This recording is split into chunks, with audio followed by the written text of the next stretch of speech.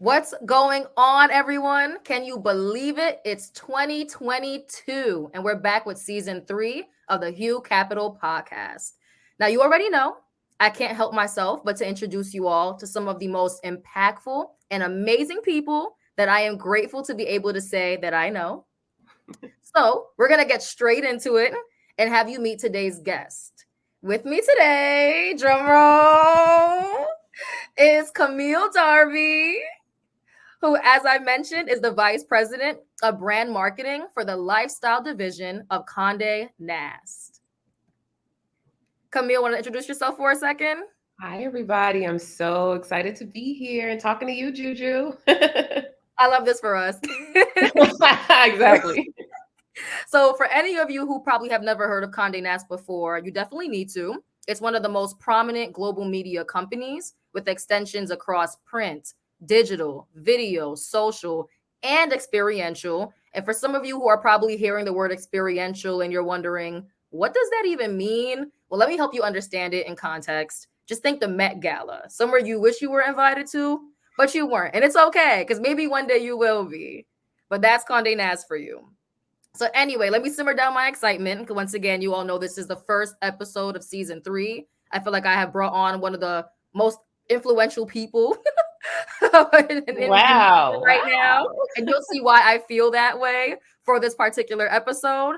And before we get into the serious stuff today, I actually do have to share a story with you all in regards to how Camille and I, one, met, and two, how we're almost related. Definitely related. So to make a long story short, and Camille, please chime in whenever you're ready. Absolutely. But to make a long story short, for those of you who don't know, I moved from the Bronx to Yonkers, and I have made some really cool friends in this building, and they're as eventful as me. And what I mean by that is they like to throw events, and they threw one on the rooftop. And I met Camille. We never talked about work or anything like that. I literally met her and two of her other friends in the hallway where they were looking lost, but embarrassing enough, I kind of was looking lost and I lived there as well. And, after getting to meet them, took their Instagram down because, I take everybody's Instagrams down. After the event, like I think a few days later, I was just like looking at her page, looking at her pictures. She lives a very nice lifestyle. Her pictures show it all. And I saw in her bio that she was doing brand marketing at Conde Nast. And I was like, why did I not know that? So texted her, started, having a conversation about what she does, etc. Got her email address to send her more context about the podcast. And in her email address, I see this last name, Darby. Camille, please chime in and let everybody know, why did your last name haunt me? Why did that resonate with me so much? Please tell them why. Well, I'm gonna tell you why. I'm gonna tell everybody why. This is such a funny story, and I cannot believe how small this world is. So, my last name is Darby. My mom is a teacher. She's been a teacher since I've known her, and she was even my teacher at one point in the 5th grade. And Juju was looking at my name, and she's like, "Hold up, are you Miss Darby's daughter? Is your mother Mrs. Darby?" And I'm like, here we go. Absolutely. My mother was Juju's teacher in 5th or 6th grade? It was 5th grade, and I think for half of 7th grade. Right. And so I just was blown because one of the things that we connected about is the fact that like we both grew up in the Bronx, right? And everybody who knows anybody from the Bronx, we rep the Bronx really hard all day, boogie down all day. And so it's just always nice to meet other folks who are from the Bronx. And so just knowing that you attended Middle School 180 in Co-op City, where my mother was a teacher she retired there at this point.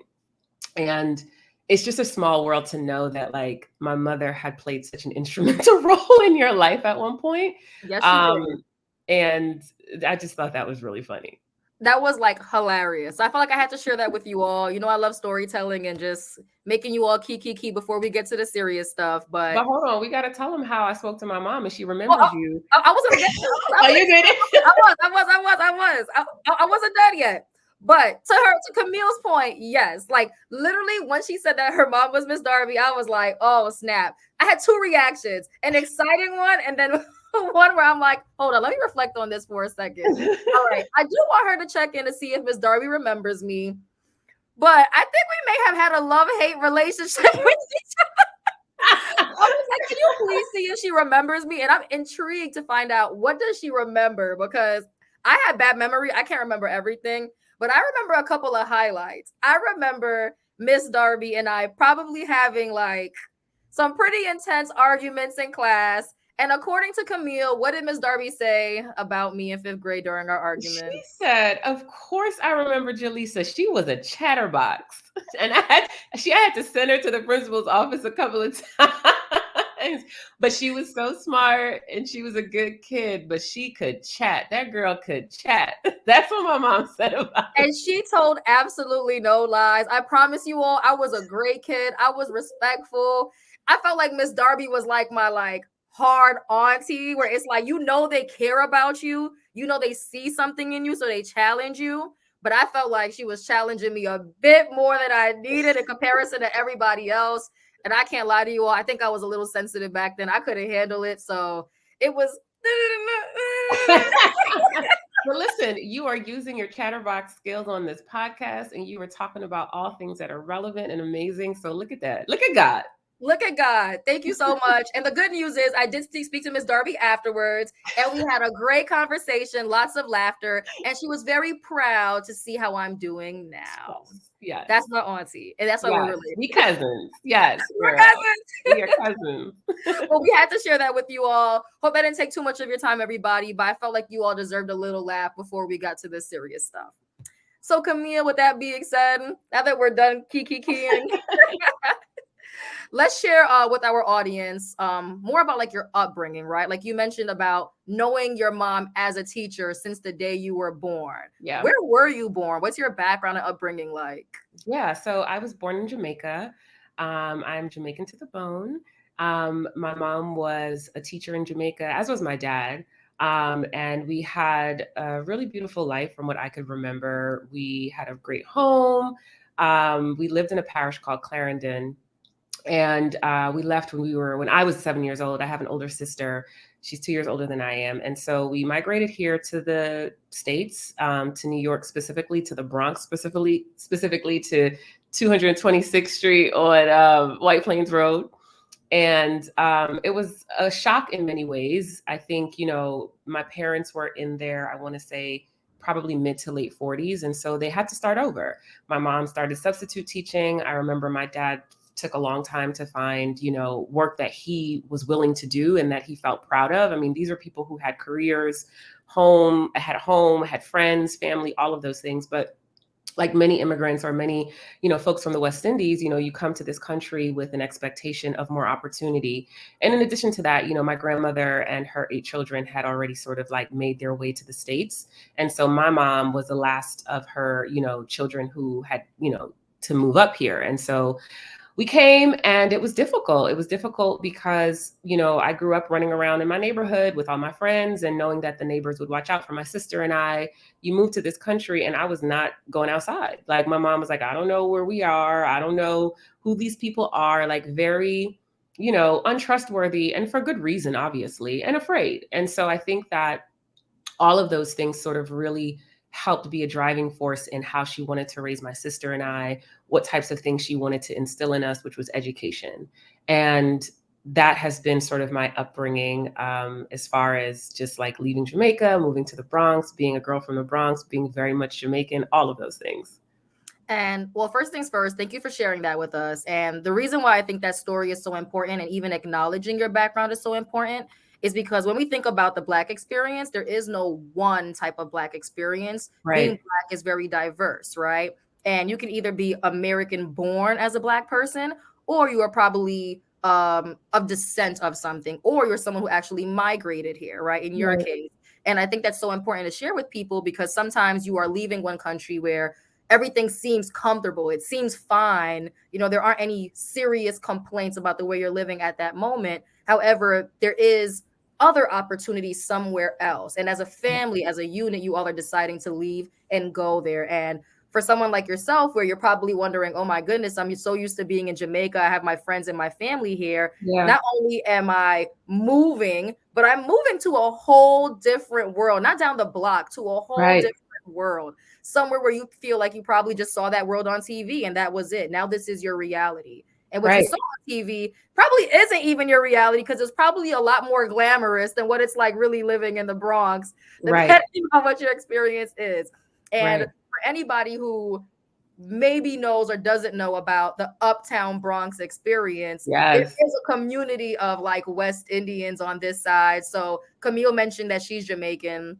I'm Dominican, but Dominican descent. My parents migrated here from Dominica, and I was born in the US. So I just thought it was very important to acknowledge that, because someone else is listening to this podcast and they're probably feeling doubt that, you know, oh, do I really belong here? Should I really be pursuing things here? Should I go back to what's comfortable or, you know, familiar to me? But here your family came and they made the best of the situation, and you, your sister, and your mom, your dad, everybody's fine. And that's the everybody's best fine possibly here, right? Yeah, no, I'm so glad you also brought up that, like, you know, as Black people, we are not a monolith, right? So our experiences are so different. And I think to add on top of that, in terms of a layer, is culture.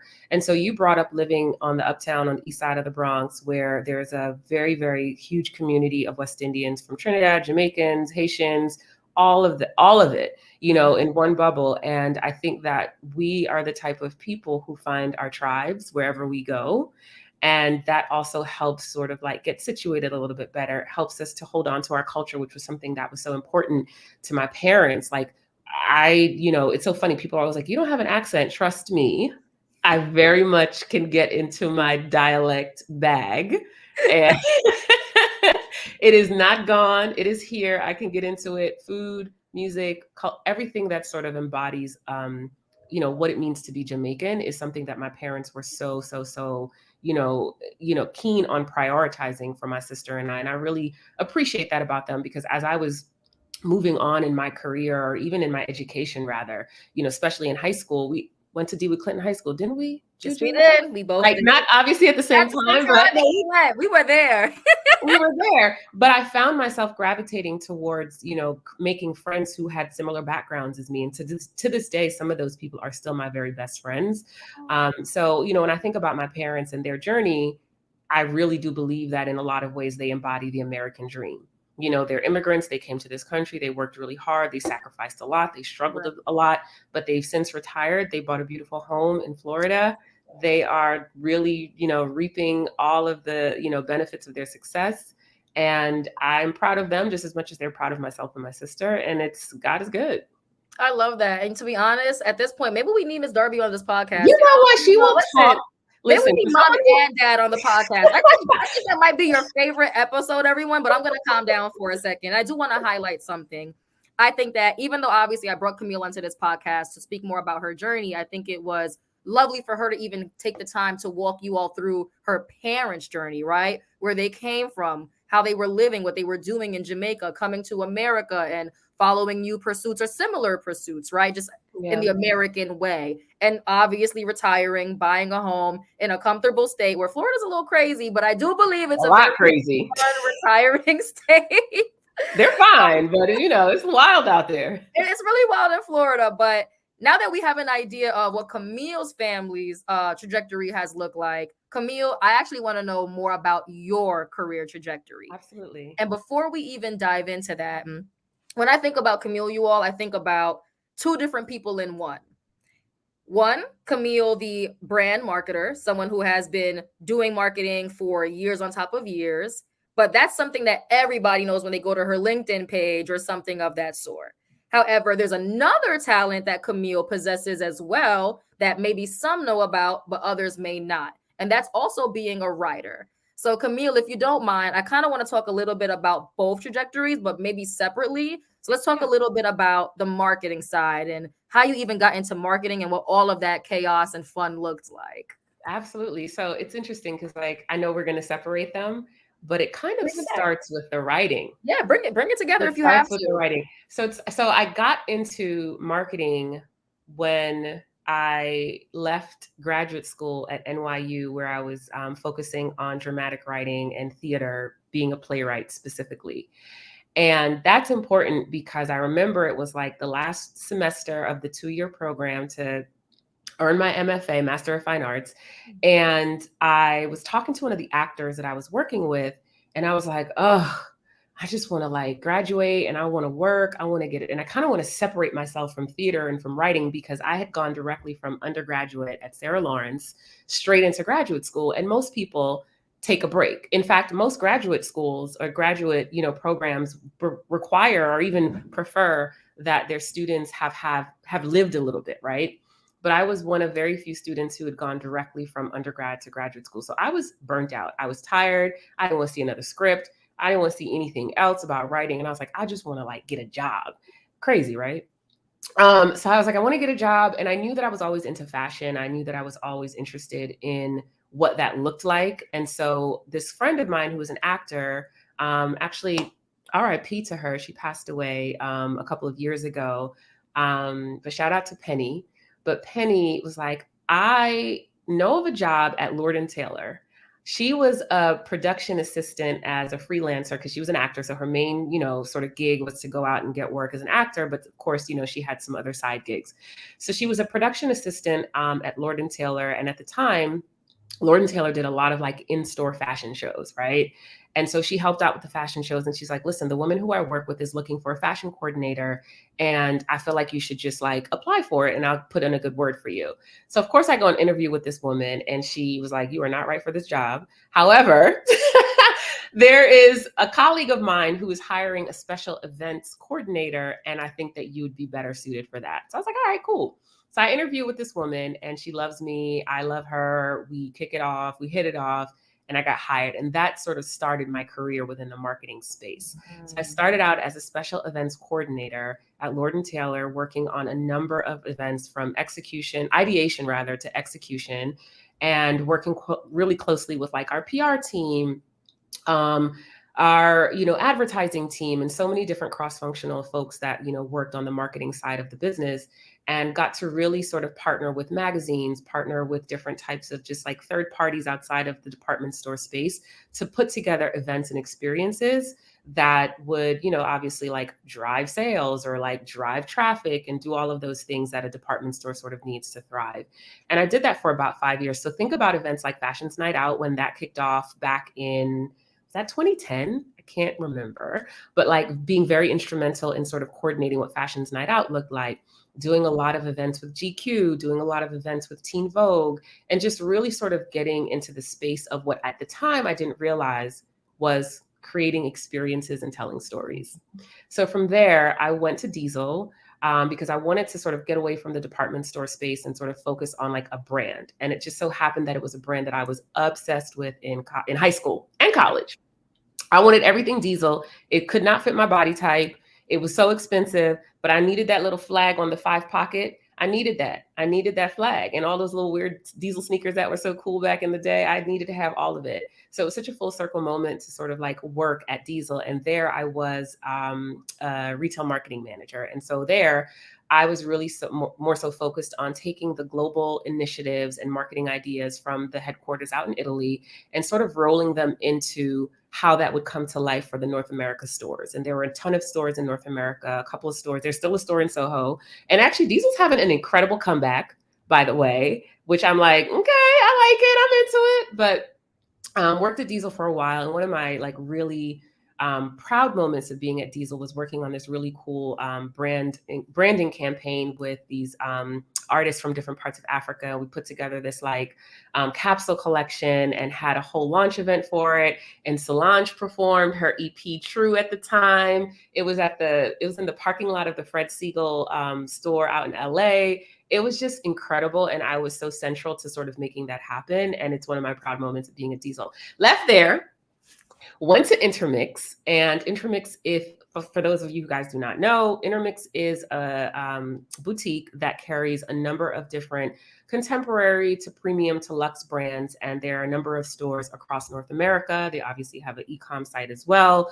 But really it's curated for each location, each boutique is curated for the neighborhood. So the store in Meatpacking in New York has different selections or different sort of like, collection of products that would be, let's say, different from what's on Madison Avenue uptown, which would be different from what's, on Prince Street in Soho, which would be different at the store in Detroit, because it's really about curating a collection of pieces that are really suited for the people who live in that neighborhood, which I thought was really cool. So I worked there for a while, did a number of events, a number of branding campaigns, got promoted, which was great, and got a chance to really work on a lot of the big campaigns and programs at Intermix. And then the pandemic happened. I got laid off, but I was grateful. And I don't know how that gratitude sort of just like centered me, but it did. But the pandemic, as we all remember, in 2020 was like so super scary. We didn't know what was happening. We thought we were just going to be home for a week. We didn't know. And it turns out, obviously, that we were home for 2 years or over 2 years. And in that first sort of initial stages of, I want to say the first month or so of the pandemic, I noticed, obviously, that all of these stores were closing because people could not physically be in these spaces. And because my role was so central to, putting events together for stores and like really working on initiatives that were really supposed to really drive traffic and engagement and all that stuff in these stores, the stores are going to be closed. So like, what was I going to do? So I was trying to find time and space to like help other teams out and do all these other things. And in fact, they finally called me and they were like, listen, we're going to lay you off. And I was just like, you know what, great. I don't have to wake up with this anxiety anymore. I don't have to front like I really want to help any of these other teams.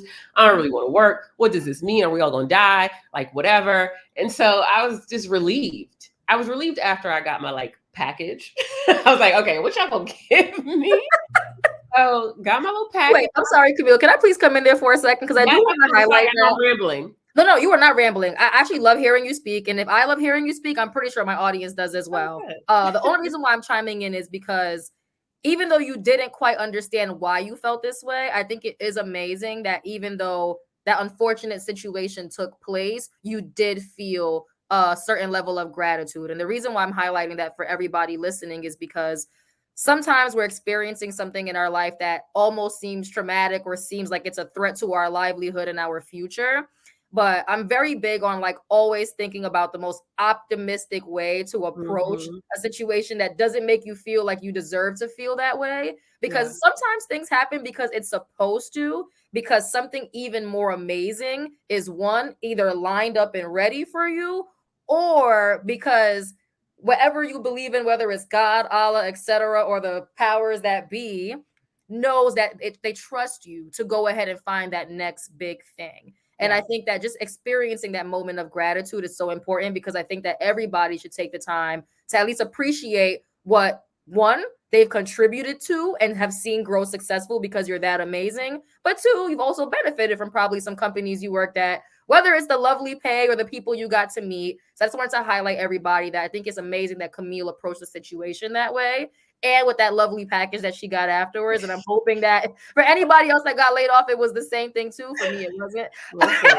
Listen, that plus unemployment, I think was helpful, because listen, no one knew what was happening, right? And I was, coming from the background I come from, like, listen, I went to school for writing, and I'll get to that in a second. And my parents were so great in terms of really encouraging me to pursue that. But it was very much like, okay, so you're gonna get a job, right? Like, what does this look like?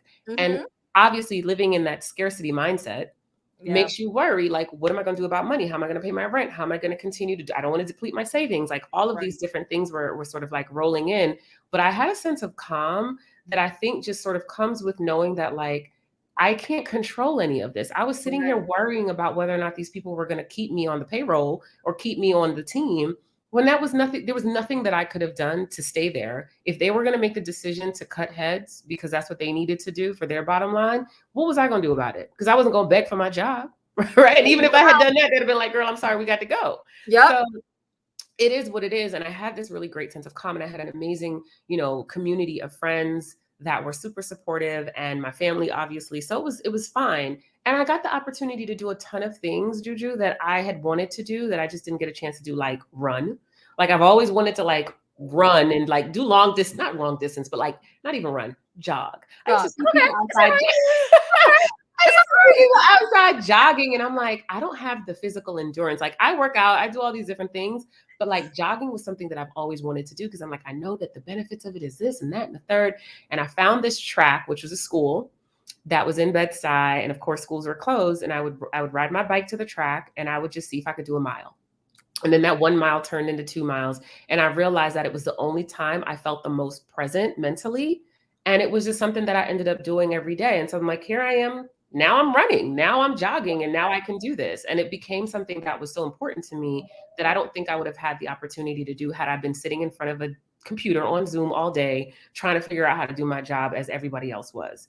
I learned how to make new recipes and cook new dishes that I've always wanted to learn how to, like, the pandemic was challenging for obvious reasons, but there was a lot of benefit that came out of it. One of which was my next role, which is where I'm at now, Conde Nast. Let's talk And about so it.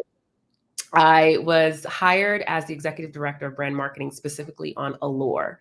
And it was interesting because I knew that I wanted to leave the fashion space. I felt like, from Lord & Taylor to Diesel to Intermix, I had my fair share of just like, okay, I get it. I understand it. I love fashion. I love clothes. I love style. But I really want to kind of like go into a different industry and sort of test that out. And so it was very serendipitous that I got this call from a friend who knew a friend, and they had an opening. And it was just like all these different sort of stars aligning for me to now land this role at Allure, where I was responsible for really being the liaison between the advertising sales team and the editorial team in driving revenue and brand engagement for this brand in the beauty space. And Allure is the beauty Bible. Allure is the most trusted source in beauty. If y'all ever see that little red seal on any products, you know that the editors have said, this is what you need to buy. And that's what Allure really stands on. And that's a big part of the DNA.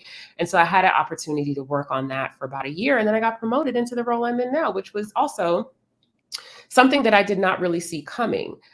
It was something that I wanted, but the way in which it sort of rolled out was certainly not something that I would have ever guessed. And so right now, as you mentioned earlier, I am the VP of brand marketing for the lifestyle division at Conde Nast. And so that means that I oversee 7 of the titles under the Conde Nast umbrella. I know many of you are familiar with GQ, In Vogue, The New Yorker, et cetera. Those are not the brands I work on. But the brands that we work on are Allure, Architectural Digest, Bon Appetit, Conde Nast Traveler, Epicurious, Glamour, and Self. And all of those titles really sort of sit very central to what lifestyle is. If you think about Allure with beauty and wellness, you think about Architectural Digest with home and interior design, Bon Appetit and Epicurious food and recipes. Self is all about wellness and health. Glamour is just about women's empowerment and just sort of like everyday news and pop culture. And all of those things are central to our lifestyle. Like, you are not thinking about your lifestyle without thinking about food, thinking about travel, thinking about where you live, thinking about what you're consuming, thinking about, your health and your wellness. All of those things are a central part of your lifestyle. And so I'm so grateful to be able to oversee these brands from a brand marketing standpoint, because those things are all so important to me in how I live my life. I love that. And one thing I do want to say, and I mentioned this before we even got on this interview, is once again, I am very happy that you do work on Arch Digest, because for anybody who doesn't know about it, they do have a YouTube channel as well. Yep. And celebrities or prominent figures or whatever you want to call them, they basically take you on a tour into their homes, and you're seeing their interior design and everything like that. And I am one of the least creative people you all will ever meet. So I feel doubt like that. Doubt it. I honestly, I cannot lie. If you all saw my living room, you'd be like, Juju, this is so boring. Here we are. I still love watching other people, so that when I do potentially buy a home one day, I have some inspiration. So I think it's really cool to be able to say that there is a brand that I appreciate and love their content, and to also be able to say that I know someone at a VP level, me, who is affiliated with that brand. So I want to remind you all that even though you get excited watching these figures show you things on the internet, always remember that there are people like Camille on the back end who are working on those brands and ensuring that you're even able to see those things, that you can relate to those things. 100%. So I really wanted to highlight that. Thank you for highlighting that. That is so true. I really had to. That's why I got excited once again when I saw that. So I had to remind the audience that. Absolutely. And another thing I do want to have the audience get an understanding of is, even though, Camille, like, your trajectory was amazing, right? You went to school for writing, you ended up in marketing, you were in the retail space, ended up in media publishing, and etc. This all sounds handy dandy and smooth to everybody who's listening in right now, because you're just telling them your journey, you're giving them insight into what you've done and accomplished. Right. However, everything is not always sweet, smooth, and handy Absolutely dandy. not.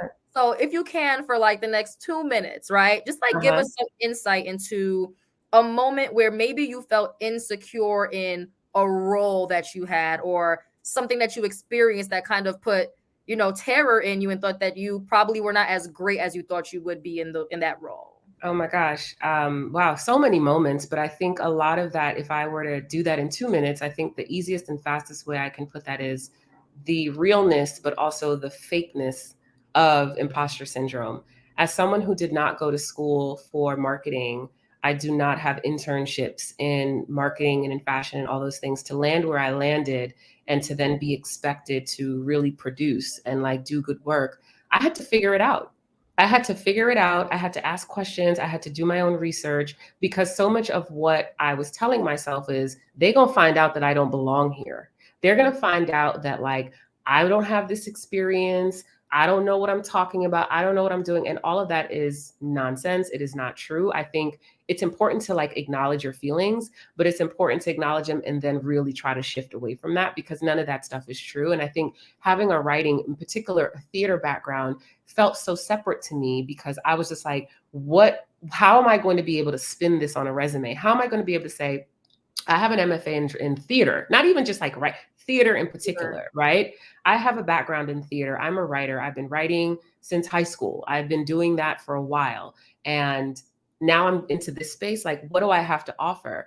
And the truth of that is, me being a writer, specifically a theater writer, and someone in theater, which is a whole lot of production, to then come into the space where I am starting in events, moving on to brand marketing, focusing on really overseeing these titles when really a lot of that is about the story and the experience. It is so symbiotic in a way that I just did not even see until like a few years ago, actually. I didn't realize how so closely connected being a writer, being a storyteller at heart, and that creativity was so essential and important to my role every day.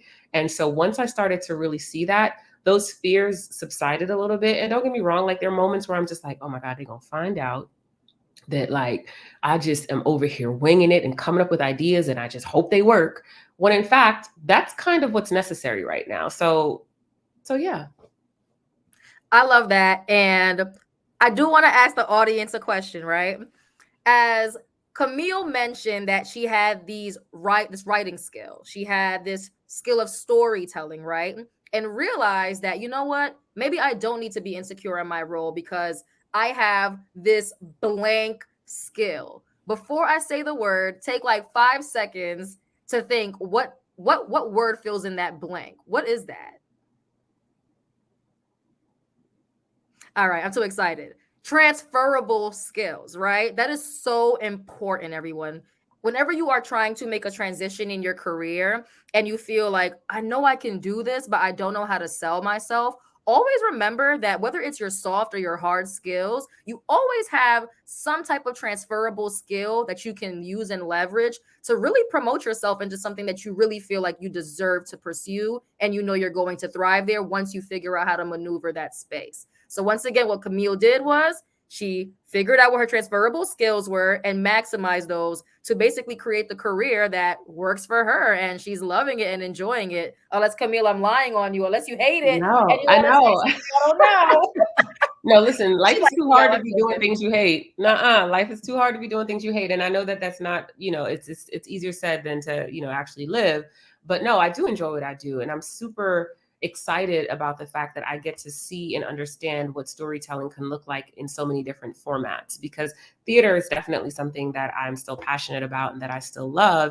And I also, television scripts and like, screenplays, all of those things are still things that I'm passionate about. But to be able to take those sort of abilities or those skills or pieces of those things into my everyday work, honestly, that's like the thing that separates me and is my differentiator from all those other resumes that may have come in or all those other folks that may have interviewed for the role, is that like I am able to go in and say, okay, this is what my unique selling proposition is as Camille. And this is what I'm able to offer to this role, to this company, to this job. And that's something that I had to really lean into and like shift my focus around, because oftentimes we go into these interviews or we apply for a job and we're like, we need to sell ourselves. And that is true. But we also need to make sure that that role feels like the right fit for what we can offer. because sometimes your skills are just not everybody deserves you. Right. Not everybody deserves what you're able to offer, or you don't feel like those skills are things that are going to continue to be honed and all of that. So I do think it's important to understand how to see yourself once you understand what those transferable skills could be. I love that. Thank you so much for confirming that for everyone. And unfortunately, we are nearing the end of this episode, but not just yet. There is a topic that I really want to make sure we cover because I know everybody's itching to hear your perspective on it.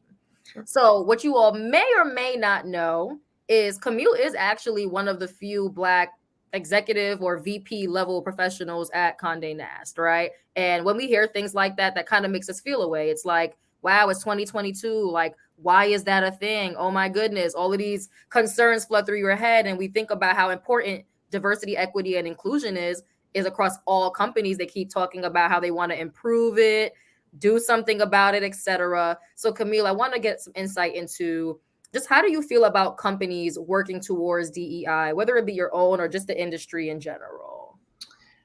You know, that's an interesting question, because I think that there's a very specific way in which a lot of companies have tried to sort of approach DEI, which is, let's just clean it up, let's just fix it, let's just hire all these people, let's just say we have now a DEI like role and a DEI like department and like all of these things, right? And it's hard because I think there's a lot of learning that needs to happen. There's a lot of like listening that needs to happen. And then there's a lot of output that needs to happen. And I don't know that anyone is going to get it right in one swoop, right? And a lot of companies have already proven that they have not gotten it right and that they do not know how to get it right. But I think the other thing to that is also like people of color are people, right? And like the ways in which a lot of companies have approached DEI is it's as if like we're not people, we're like products. Products, or this like alien creature that now we have to figure out how to.